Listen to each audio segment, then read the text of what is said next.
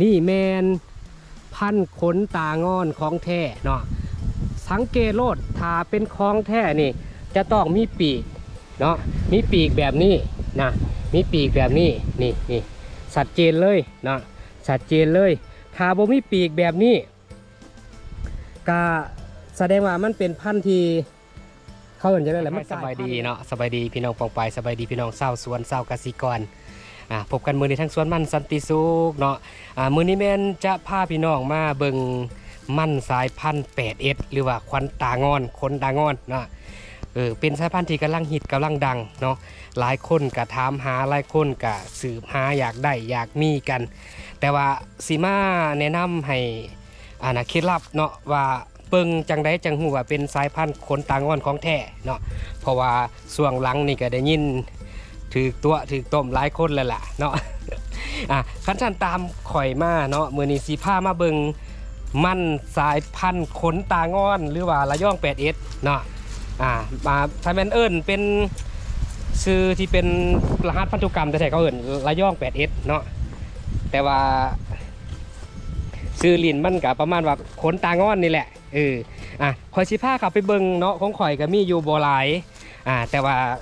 คอนเฟิร์มเป็นของแท้แน่นอนเนาะเพราะว่าเป็นสายพันธุ์ที่นำเข้ามาแต่ประเทศไทยเนาะข่อยสั่งตรงมาแต่พุ่นกสิมาแนะนำวิธีตรวจสอบเนาะวิธีเช็คเบิ่งว่าของแท้นะมันเป็นจังใดเนาะพี่น้องเนาะบอลแล้วก็ไปเบิ่งน้ำกันเลยไปข้างหน้านี่ล่ะ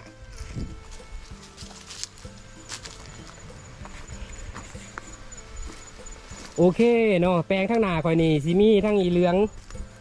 น้อยแล้วก็ขนตางอนเนาะนี่ตัวขนตางอนนี่มันอยู่ทั้งหน้านี่พี่น้องเนาะนี่แมนขนตางอนปัจจุบันนี่ก็พ่อเก็บเกี่ยวเลยแหละมันอายุได้10 เดือนแล้วเนาะ10 เดือนแล้วสำหรับขนตางอนเนาะสีให้พี่น้องเขาเบิ่งคักๆเด้อแนวใดเพิ่นจังเอิญว่าขนตางอนเนาะย้อนยังเพิ่นจังเอิญว่าขนตางอนสังเกตบ่เนาะนี่ย้อนว่า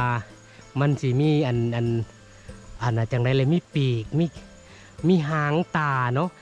มีขนหรือสิอีหยังกันดีล่ะมันมีขนคล้ายๆกับขนคิ้วขนตาเนี่ยแหละเนาะก็เลยกันว่าขนตางอนเนาะลักษณะพันธุกรรมที่เป็นของแท้ต้องแบบนี้เด้อพี่น้องเด้อเบิ่งคักๆอีกเท่านึงเนาะนี่แมนพันขนตางอนของแท้เนาะสังเกตโลดถ้าเป็นของแท้นี่จะต้องมีปีก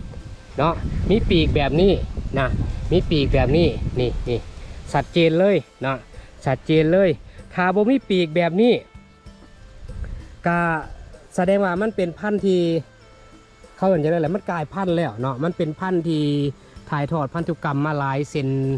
เขาเห็นจะได้หลายเซนต้นเซนสู่อายุการแล้วเนาะมันก็สิกลายพันธุ์ก็มีเนาะอันนี้คือลำต้นเด้อลำต้นของขนตางอนเนาะเบิ่งคักๆพี่น้องเนาะแล้วก็ตรวจสอบเบิ่งว่าพันธุ์ที่เฮาได้มามันของแท้บ่เนาะถ้าเป็นขนตางอนของแท้มันจะต้องมีแบบนี้นี่มีปีกเนาะมีปีกข้างๆนี่เนาะมันจะมีปีกเขาเอิ้นว่าปีกบ่หรือสิเอิ้นหยังก็แล้วแต่เนาะสำหรับเขาเอิ้นว่าปีกเนาะเป็นลักษณะนี้ถ้าแม้นว่าลำต้นที่อยู่ในต้นมันแท้ๆนี่มันจะเห็นเลยนี่เนาะจะเห็นเป็นคล้ายๆคือขนตานี่แหละเนาะเป็นยังเจินแบบขนตางอนก็ยังมันเป็นลักษณะนี้แหละนี่เนาะเบิ่งอีกต้นหนึ่งนี่เดี๋ยวสิโนมมาให้เบิ่งคักๆเนาะพี่น้องเนาะนี่เนาะเป็นลักษณะนี้สำหรับขนตางอนเนาะหรือว่าลายย่อง 8S ยอดมันจะเป็นออกสีส้มสีค่ำๆเนาะยอดมันจะเป็นสีค่ำๆนะพี่น้องเด้อแต่ว่าระยะที่เขาเอาทอนพันมันนี่บ่ท่านได้เห็นยอดดอกแหละก็ได้เบื้องต้นนี่ก็ต้องเบิ่งซะก่อนเนาะลักษณะของลำมันนี่ก็สิเป็นลำตาทีเนาะลำตาทีเป็นตระกูลของระยองเนาะก็สิมีระยองอีกอย่างที่เฮาได้ยินกันเรื่อยๆแถวบ้านเฮานี่ระยอง89เนาะระยอง84อันนี้ระยอง 8S หรือว่าขนตางอนเนาะลำต้นมันก็สิเป็นลักษณะนี้กะขัวมันจะคอยเบิ้งจะคอยรีวิวกันทีหลังอีกทีหนึ่งเนาะมือนี้เบิ้งล่ำต้นมันซะก่อนเนาะเพื่อหาประกันว่าพี่น้องเฮาหันจะบ่ถูกหลอกเวลาไปสื่อทอนพันธุ์มาเนาะไป ถ้าแม่นว่าเข้าเจ้ายังอยู่ในสวนเข้าเจ้าเข้ากับไปตรวจสอบได้โลดเนาะไปตรวจสอบโลดว่ามันแมนแท้บ่ตามที่ข่อยรีวิวนี่เนาะขนตางอนแท้มันจะเป็นแบบนี้เนาะถ้าแม่นว่าเข้าเจ้าตัดฝากมาขายเป็นขายทางออนไลน์กะเขาได้หับทอดพันแล้วเขาต้องตรวจสอบเบิ่งอีกทีนึงว่ามันเป็นลักษณะนี้แท้บ่พี่น้องเนาะหรือว่าสั่นให้เขาเจ้าทายรูปมาให้เบิ่งรีวิวกันแบบนี้คันแมนมั่นใจแล้วจังคอยสั่งซื้อสำหรับทอนพันธุ์ประเภทขนตางอนนี่เนาะก็ค่อนข้างสีราคาแพงได้เป็นทอนพันธุ์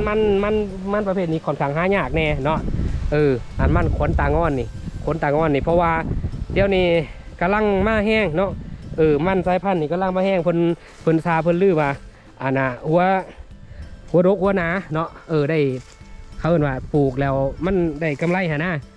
แต่สำหรับผู้ค้าก็ปลูกพีทามิดคือกันเนาะฟังเบิ่งนี่แหละกลปีนี้ถ้าแม่นว่ามัน